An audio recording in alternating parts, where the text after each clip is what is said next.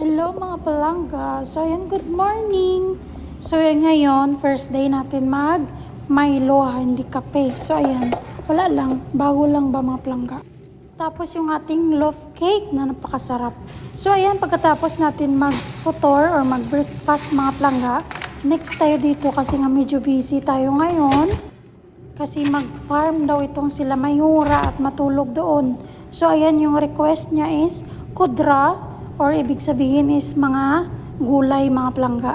Tapos, nagsabi pa siya mga plangga, ilagay ko lang daw sa plato. 2 plato kasi nga, pang lalaki, pang babae. So, ayan, yung plato na kailangan niya daw, hindi mabigat. So, wala kami noon mga plangga kasi nga may plato siya dito, kahoy, or kaya yung mga babasagin na puti na yan. Kung makasabi, akala mo naman may plato mga plangga. So, ito na lang yung ginawa kong paraan mga plangga. Itong 2 tray na silver. Ayan, punuin natin ng gulay yan. So, 2 tray yan kasi nga may sa lalaki daw, may sa babae. So, yung gulay naman ng planggis, ganun lang din. Katulad lang din yung kinakain niya pag mag-breakfast siya. Lettuce, bakdonis, cilantro, tapos sibuyas dahon, tapos yung mga carrots, cherry tomato, kamatis, siling green, tapos cucumber. So, ayan mga plangga.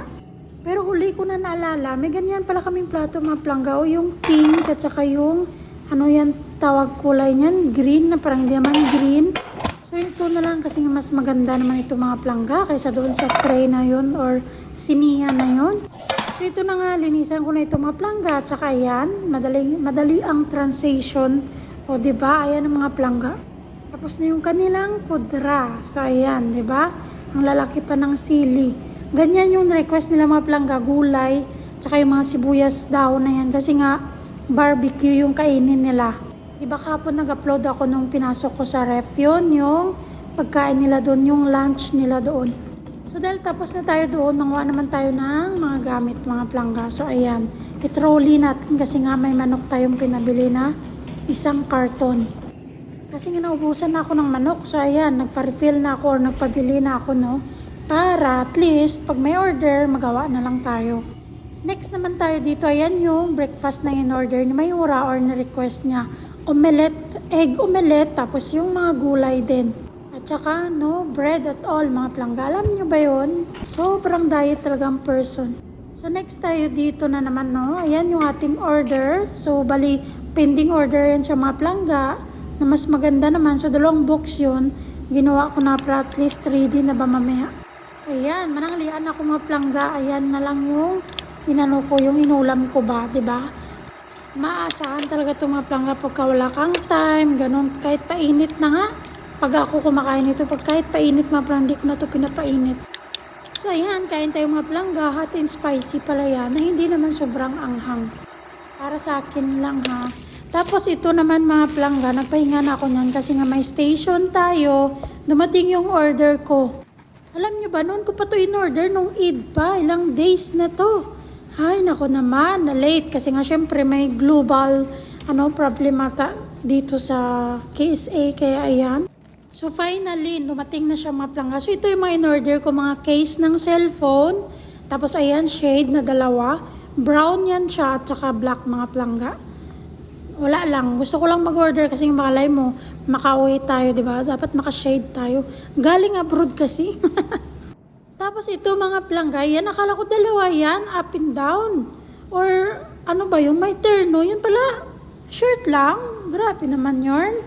Nabudol ako. Tapos ayan yung mga case yan siya, mga plangga. Or screen protector ng aking cellphone. No, dito ko lang napagtanto ng dami ko palang in-order na screen protector talaga. Yung alam mo talaga na wala talagang pambili na ng bagong cellphone ulit. So ayan, ito naman, itong yung shoulder bag. May dala pa siyang pouch mga plangga, di ba? Di ba? Parang ano ba? Parang Coach or ano ba yan tawag? Gucci or LV, di ba? Parang lang. Hindi naman yun yung original. So okay na din to mga plangga. Tapos may zipper pa. Diba? Ang ganda mga plangga. Basta ako, gusto ko talaga to. Kaya nga napabili na naman ulit ako nito. Kasi nga, syempre yung bag natin na itim na yun, malay mo, magsawa na naman tayo. May ipalit tayo mga plangga. So, yun. Tapos, ayan, lahat na yan, mga screen, protector, case ng, ng cellphone. So, ito yung case mga plangga. Tingnan nyo naman, di ba? Ang ganda. Bees and flowers, o, di ba? Tapos, meron din akong nito, itong black na to mga plangga. So, ayan.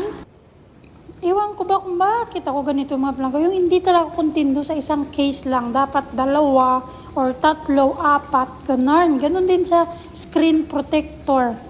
Kaya nabubudol ako lagi mga plangga. Tapos ito naman yung ating sunglasses. Wala lang, pang forma ba mga plangga.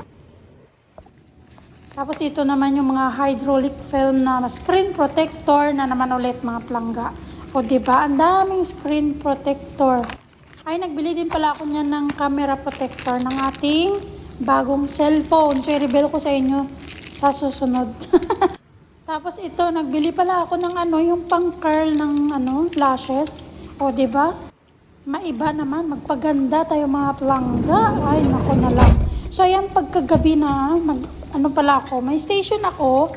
So, alis kami ngayon ng 8.